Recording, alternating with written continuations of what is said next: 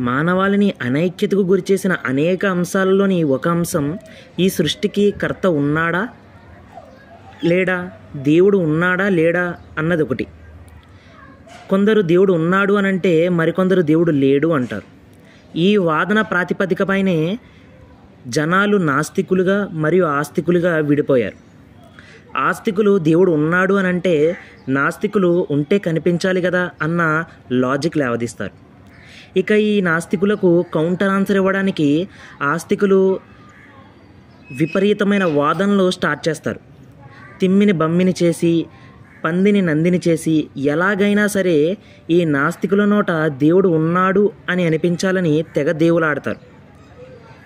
కానీ నాస్తికుల ఈ నాస్తికవాదానికి కారణమేమిటో, ఈ నాస్తికత్వానికి బీజం ఎక్కడ పడిందో కాస్త ఆలోచించాలి.